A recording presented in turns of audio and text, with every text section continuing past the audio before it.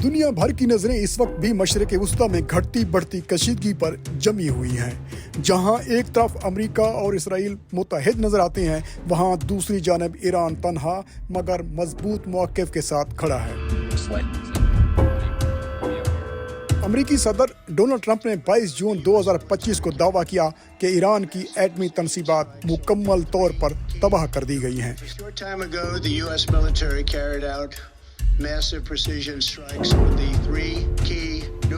मगर शायद हक़ाइक़ कुछ और थे। आलमी खबरसां इदारों जैसे CNN, रॉयटर्स और न्यूयॉर्क टाइम्स ने इस दावे को चैलेंज करते हुए इसकी सदाकत पर सवालात उठा दिए। लेकिन क्या वाकई ऐसा हुआ या फिर मीडिया की खबरों में कुछ और सच छुपा है?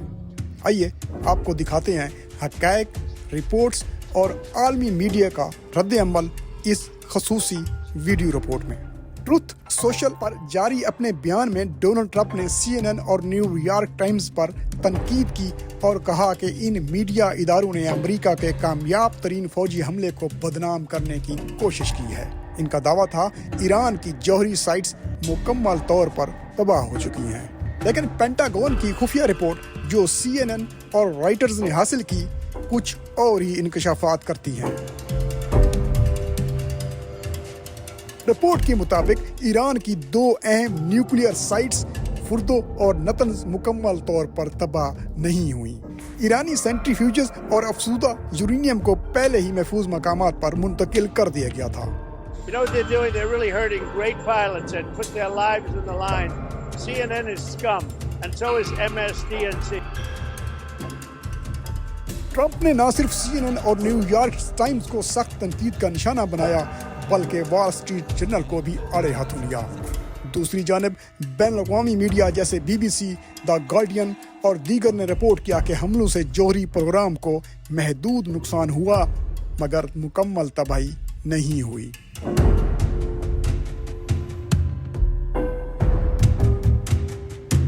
Congratulations, President Trump. इसराइल ने इन हमलों को तारीखी करार दिया। वज़ीर-ए-आज़म नेतन्याहू ने कहा कि ये हमला ईरान को सबक सिखाने के लिए काफी है। Will change history. In Operation Rising Lion, Israel has done truly amazing things.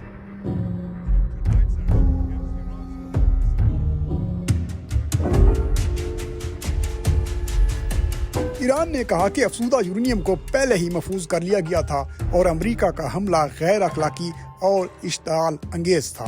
Iran ने तंबीह की है कि अगर हमले जारी रहे तो अमेरिकी मफादात को निशाना बनाया जाएगा। Violation of this so-called ceasefire, Iran would react harshly. So we are determined in our defense, and we will see what will happen next. A short time ago, the U.S. military carried out the 3 key nuclear facilities in the Iranian regime: Fordo, Natanz, and Esfahan. Years as they built this horribly destructive. एक तरफ Trump का दावा है कि जौहरी sites तबाह हो चुकी हैं, दूसरी तरफ खुफिया रिपोर्ट्स कहती हैं कि प्रोग्राम चंद माह में दोबारा बहाल हो सकता है।